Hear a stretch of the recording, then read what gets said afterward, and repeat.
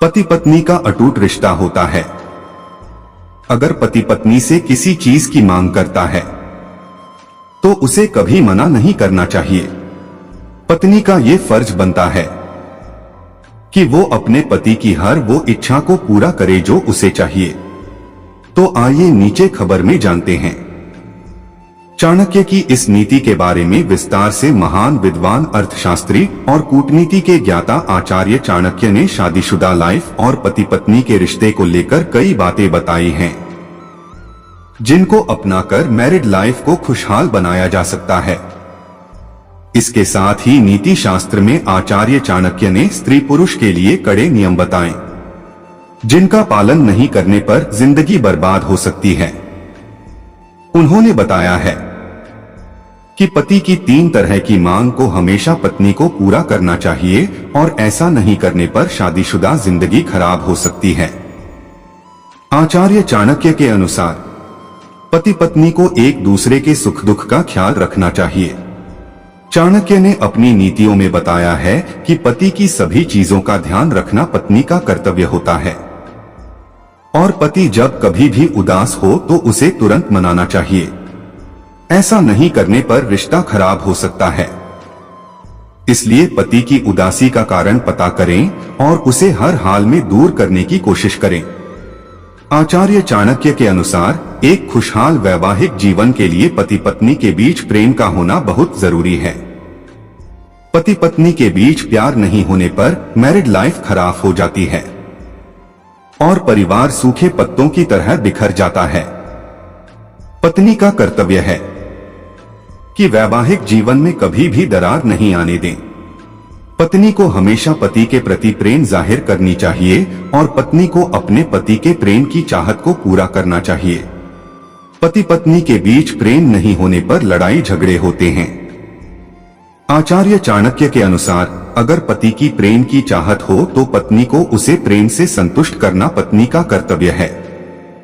बेशर्म होकर करो ये 5 काम, खुशियां कदम चूमेगी। दोस्तों, चाणक्य के बारे में तो हम सभी जानते हैं। उनके बुद्धि और विवेक को आज भी दुनिया सलाम करती है और जब भी हम लोग अपने जीवन के किसी उलझन में उलझ जाते हैं तो चाणक्य नीति का अनुसरण जरूर करते हैं, जो हमें यह बताती है कि हमें कब क्या करना चाहिए। चाणक्य नीति के ऊपर आपको कई किताब भी पढ़ने को मिल जाएंगे या फिर आप इसके बारे में गूगल पर भी सर्च कर सकते हैं। जब आप इन चाणक्य नीतियों को अपने सामाजिक जीवन के ऊपर व्यवहार में लाते हैं तो आपके सारे रुके काम बड़ी ही आसानी से बनने लग जाते हैं। चाणक्य एक बहुत बड़े विद्वान और दुनिया के महान अर्थशास्त्री नीतिज्ञ थे। चाणक्य ने अपनी बुद्धि और नीति के बल पर ही चंद्रगुप्त मौर्य को शासक बनाया था, जिसके फलस्वरूप भारत का निर्माण हुआ। पटना, जिसे पहले पाटलिपुत्र कहा जाता था, चाणक्य काल में मगध राज्य की राजधानी हुआ करता था। चाणक्य नीतियों से मिलने वाली सीख हमें आज के इस कलयुग में विवेक के साथ जीना सिखाती है।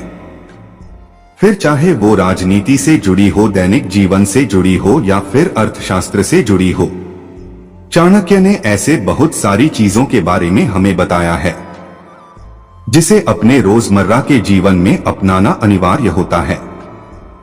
आगे हम आपको ऐसे ही कुछ चाणक्य नीतियों के बारे में बताएंगे जिसे हमें पूरी बेशर्मी के साथ कर लेनी चाहिए, तभी हम लोग जीवन में उन्नति कर पाएंगे। तो चलिए जानते हैं। बेशर्म होकर करो ये 5 काम। चाणक्य नीति के बारे में इस दुनिया में कोई भी व्यक्ति जन्मजात धनवान नहीं होता है। कुछ लोग अगर वंश के अनुसार अमीर होते भी हैं तो अवश्य ही उनके पूर्वजों ने इसके लिए कड़ी मेहनत की होती है, तभी जाकर वे आज के समय में धनवान होते हैं। हर किसी ने कभी न कभी अपने बुरे समय में दूसरों से पैसों की मदद अवश्य ही मांगी होती है, या आपने कभी न कभी किसी दूसरे को उधार देकर पैसों से मदद अवश्य ही की होगी। अगर पैसों का यह लेन देन किसी अनजान व्यक्ति से होता है तो हम बिना किसी दुविधा के अपने पैसे वापस मांग लेते हैं, लेकिन जब यही लेन देन आप अपने किसी परिवार वाले, मित्र या जानकारों के साथ करते हैं तो हमें अपना दिया हुआ पैसा वापस मांगने में बहुत ही ज्यादा शर्म आती है, जिस कारण कई बार हम लोगों को आर्थिक नुकसान तक उठाना पड़ जाता है। अगर आप किस्मत के धनी निकले तो हो सकता है कि सामने वाला व्यक्ति आपके बिना मांगे ही पैसे लौटा दे, लेकिन कई बार आपके रिश्तेदार ही आपकी इस मासूमियत का फायदा उठाने लग जाते हैं, खासकर तब जब उन्हें ये पता चल जाता है कि सामने वाला व्यक्ति पैसे नहीं मांगने वाला। चाणक्य नीति कहती है कि अगर आपने अपने रिश्तेदार, मित्र या किसी जानकार को पैसे उधार दिए हैं तो पूरी बेशर्मी दिखाते हुए उनसे अपने पैसे मांग लेने चाहिए। अगर आप रिश्तेदारी का ध्यान रखते हुए पैसों के मामले में शर्म करते हैं तो आपको आगे चलकर बहुत ही ज्यादा नुकसान उठाना पड़ता है। अक्सर ऐसा हर किसी के साथ होता है। हम अपने रिश्तेदारों, मित्रों को उधार दिए हुए पैसे उनसे वापस मांग नहीं पाते हैं, या यूं कहिए कि हमें पैसे वापस मांगने में शर्म आती है। हमें अपने खुद के पैसे मांगने में कभी भी शर्म नहीं करनी चाहिए और पूरी बेशर्मी के साथ अपने पैसे सामने वाले से वापस मांग लेने चाहिए, क्योंकि रिश्तेदारी अपनी जगह है और आर्थिक जरूरतें अपनी जगह। ज्ञान ही मनुष्य को संसार में विजयी बनाता है। ज्ञान के अभाव में कोई भी व्यक्ति आगे नहीं बढ़ सकता है। अज्ञानता मनुष्य को आगे बढ़ने से रोकती है और ज्ञान मनुष्य को अंधकार से रोशनी की ओर ले जाता है। चाणक्य नीति कहती है कि आपको कभी भी सवाल पूछते हुए शर्माना नहीं चाहिए, बल्कि बेशर्म की तरह अपने गुरु से सवाल पूछना चाहिए। जितना ज्यादा आप सवाल पूछते हैं उतनी ही ज्यादा आपकी बुद्धि बढ़ती है और आपको सभी चीजों से संबंधित ज्ञान मिल पाता है।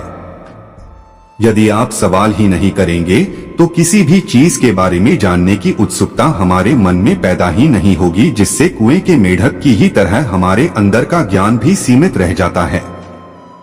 जो लोग सवाल नहीं पूछते हैं वो सदा ही अज्ञानता के अंधकार में ही कैद रह जाते हैं।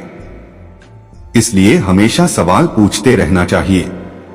अगर आप स्कूल में पढ़ने वाले बच्चे हैं तो अपने टीचर से बेशर्म की तरह सवाल पूछा करिए, ताकि आपको हर वो चीज समझ आ सके जिसे समझना आप लोगों के लिए मुश्किल हो रहा हो। सवालों के जवाब मिलने से आपके मन की आशंका भी दूर हो जाती है और आप बुद्धिमान भी बनते हैं। बहुत सारे लोग ऐसे भी होते हैं जो कि किसी दूसरों के घर जाने पर खाना खाते वक्त बहुत शर्माते हैं, जिसके फलस्वरूप उन्हें आधा पेट ही खाकर रहना पड़ता है। चाणक्य नीति कहती है कि भोजन ग्रहण करना एक ऐसी प्रक्रिया है जिसे करते समय में शर्माना तो बिल्कुल भी नहीं चाहिए, वरना ऐसा करने से आप भूखे ही रह जाएंगे। इस चीज का अनुभव तो आपने भी अपनी जिंदगी में अवश्य ही किया होगा कि कभी आप भी अपने किसी जानने वाले के घर गए हो। पति और पत्नी एक दूसरे के पूरक होते हैं और यह रिश्ता विश्वास और समर्पण के बल पर ही चलता है। बचपन से ही हमें यह समझाया जाता है कि शारीरिक संबंधों के बारे में चर्चा नहीं करनी चाहिए। इसे बुरा और बेशर्मी का प्रतीक माना जाता है। लेकिन सच्चाई तो ये है कि शारीरिक संबंध पति और पत्नी के रिश्ते का आधार होता है, जिसके बिना ये रिश्ता अधूरा रह जाता है।